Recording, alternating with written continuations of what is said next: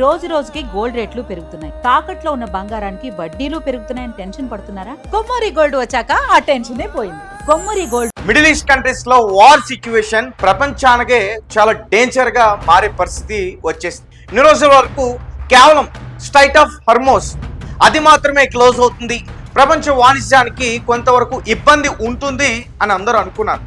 కానీ అంతర్జాతీయ నిపుణులు ఏం చెప్తున్నారంటే కేవలం పర్షియన్ గల్ఫ్ దగ్గర ఉన్న ఈ హార్మోస్ స్ట్రైట్ మాత్రమే కాదు, రెడ్ సీ దగ్గర ఉన్న ఈ బాబ్ ఆల్ మందాబ్ అనే ఒక స్ట్రైట్ కూడా క్లోజ్ అవబోతుంది. దీంతో ప్రపంచ వాణిజ్య రవాణానికి చాలా పెద్ద ముప్పు వచ్చే అవకాశం ఉందంటూ కూడా ఒక వ్యక్తి దీని గురించి వివరించే ప్రయత్నం చేశారు.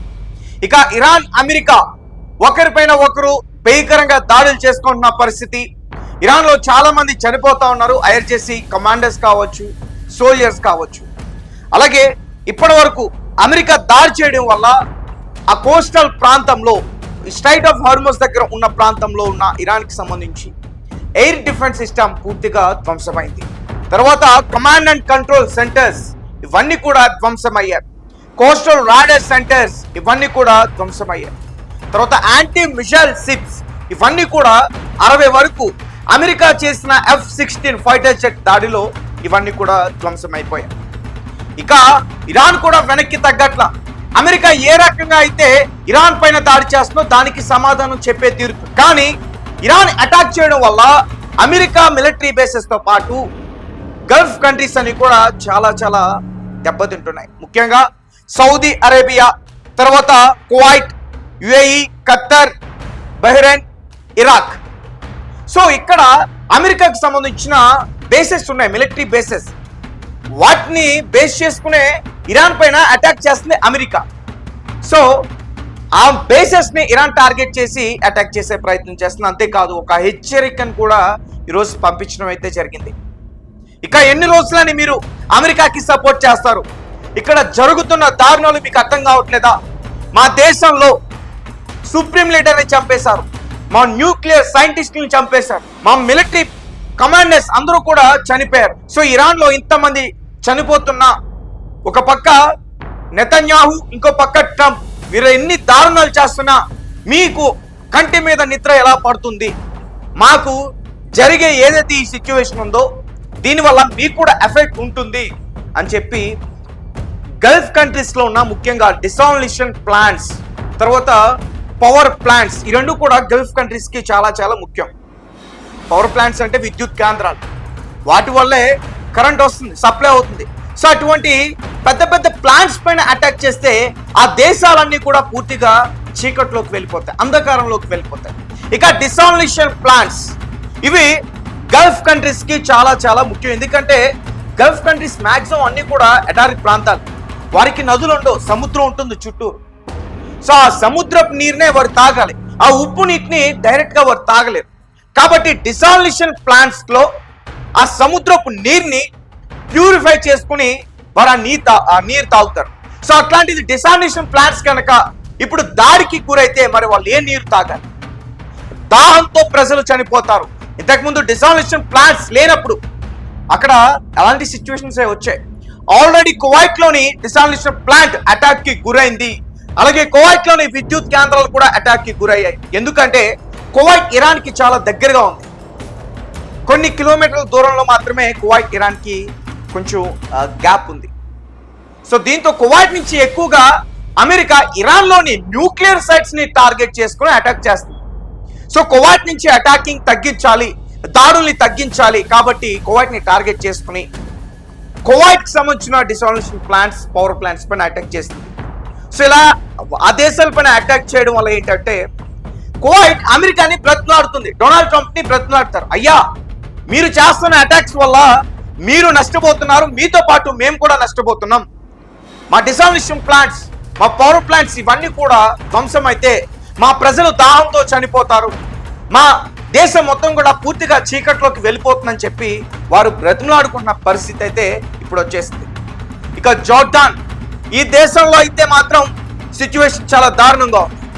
ఇరాన్ గట్టిగానే దాడి చేస్తుంది. ముఖ్యంగా అజ్రక్, ముఫాట్ సాల్టీ ఎయిర్ బేస్, తర్వాత కింగ్ ఫైజల్ ఎయిర్ బేస్, వీటిని టార్గెట్ చేసుకుని దాడులు చేస్తుంది. ఇప్పటివరకు అక్కడ అమెరికాకి సంబంధించిన 17 మంది సోల్జర్స్ ప్రాణాలు విడిచిన పరిస్థితి. సో అమెరికా ఇరాన్ దాడులైతే భీకరంగా జరుగుతున్నాయి. ఇరాన్ అయితే మాత్రం ఆ హర్మోస్ స్ట్రైట్ దగ్గర ఏ షిప్ అవనివ్వండి, ఏ షిప్ వచ్చినా సరే టార్గెట్ చేస్తుంది.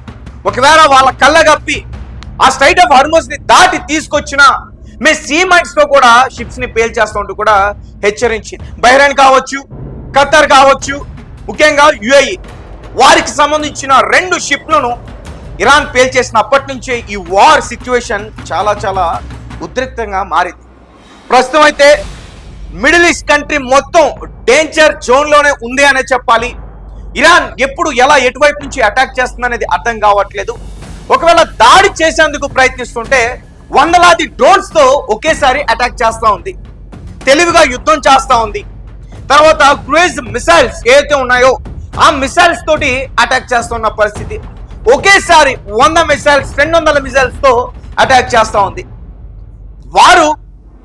వారికి అసలు ఈ వార్కి సంబంధమే లేదు. గల్ఫ్ కంట్రీస్ కి ఈ వార్ అమెరికాకి ఇరాన్ కి.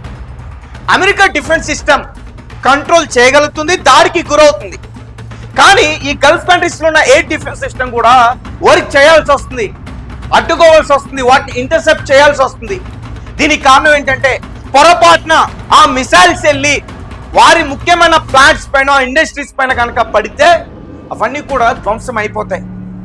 ఒకవేళ అటువంటిదే జరిగితే వారి ఇన్ఫ్రాస్ట్రక్చర్ అంతా కూడా డ్యామేజ్ అవుతుంది. సో దీంతో గల్ఫ్ కంట్రీస్ అన్ని కూడా భయాందోళనకి గురవుతున్న పరిస్థితి క్లియర్ గా కనిపిస్తుంది. ఒక పక్క ఇరాన్ ని వేడుకుంటూ ఇంకో పక్క డొనాల్డ్ ట్రంప్ అమెరికా అధ్యక్షుడు అతన్ని బ్రతిమలాడుకుంటున్నాయి. అయ్యా ఇక దాడులు ఆపండి, కూర్చుని డిస్కషన్ చేసుకోండి, సీజ్ ఫైర్ అనౌన్స్ చేశారు, మాట్లాడుకోండి అని చెప్తున్నారు. కానీ ఇరాన్ మాత్రం ముందుకు రావట్లేదు. అమెరికా ముందుకు వస్తుంది, మళ్ళీ మాట్లాడుకుందాం, మళ్ళీ సీజ్ ఫైర్ అనౌన్స్ చేద్దాం. కానీ ఇలానే తరచుగా ఇలానే సీజ్ ఫైర్ అంటూ దాడులు చేస్తున్న అమెరికా మేము ఈసారి రాం, ఈసారి చావో రేవో, అవసరమైతే మా ప్రాణాలని మేము పోగొట్టుకోవడానికైనా సిద్ధంగా ఉన్నాం. మా తుది లక్ష్యం ఏంటంటే, మా చివరి కోరిక ఏంటంటే కేవలం అమెరికా అధ్యక్షుడు డొనాల్డ్ ట్రంప్ అతన్ని చంపడమే. ఎందుకంటే మా ఇరాన్లోని మా సుప్రీం లీడర్ ఐతుల్లా అలీ ఖమేనీ అతన్ని చంపేశారు. తర్వాత మోజ్దాబా ఖమేనీ అతని కొడుకు, అతన్ని కూడా చంపేస్తామని చెప్పి బెదిరిస్తున్నారు. కాబట్టి ఎలా అయినా సరే మేము కక్ష తీర్చుకుంటాం, అప్పటి వరకు యుద్ధం అవుతుంటూ కూడా ఇరాన్ ఆల్రెడీ అనౌన్స్ చేసింది. మీకు క్లియర్గా కొన్ని విషయాలు నేను చెప్పేందుకు ప్రయత్నిస్తాను. ఎందుకంటే ఇప్పుడు స్ట్రైట్ ఆఫ్ హర్మోస్ ఎలా అయితే క్లోజ్ అయిందో మొత్తం ప్రపంచ వాణిజ్యానికి మొత్తం చాలా ఇబ్బంది వచ్చింది. దీని ఎఫెక్ట్ ఇంకొక 4-5 రోజుల్లో ఉంటుంది. ఇప్పటికే ఆ క్రూడ్ ఆయిల్ రేట్లు రెట్టింపు పెరిగిపోయాయి, ట్రిపుల్ అయిపోయింది. సో ఇంకా ఇలానే కొనసాగితే ఇంకా భారీగా పెరిగే అవకాశం ఉంటుంది. ఇప్పటివరకు $90 వరకు చేరుకుంది, $200 వరకు చేరుకునే అవకాశం ఉంది అంటూ కూడా అంతర్జాతీయ నిపుణులు చెప్తా ఉన్న పరిస్థితి.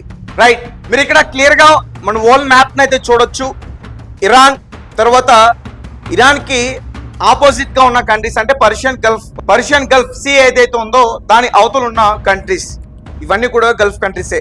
Syria, Iraq, Jordan, Saudi Arabia, Yemen, Oman, Kuwait, Qatar ఇవన్నీ కూడా ఇక్కడ ఉన్నాయి. సో ఇన్ని రోజులు ఇక్కడ ఈ స్ట్రైట్ ఆఫ్ హార్మోస్ క్లోజ్ అయిపోవడం వల్ల ప్రపంచ వాణిజ్యానికి ఇబ్బంది వచ్చింది.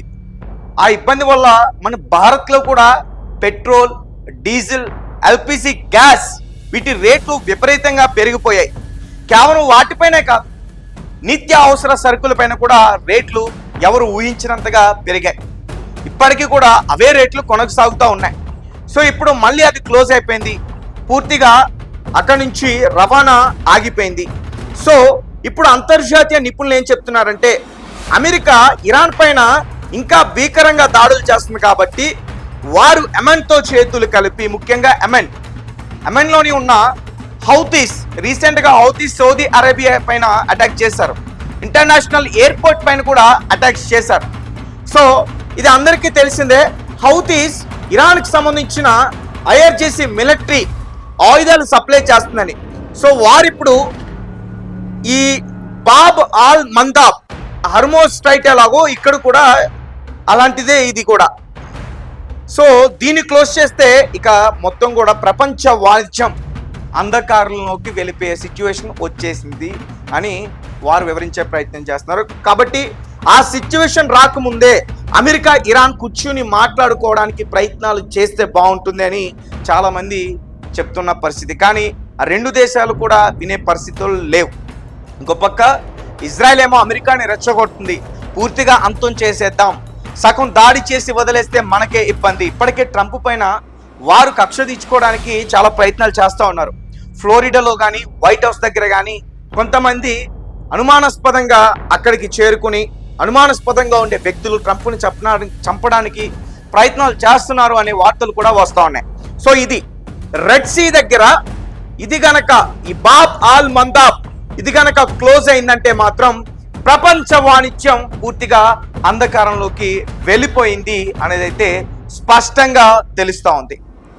మరి చూద్దాం, మరి గల్ఫ్ కంట్రీస్ అన్ని కూడా ఎటువంటి డెసిషన్స్ తీసుకుంటే మొదటి నుంచి కూడా వారి ట్రంప్ని బ్రతిమలాడుకుంటున్నారు యుద్ధం ఆగాలి అని చెప్పి.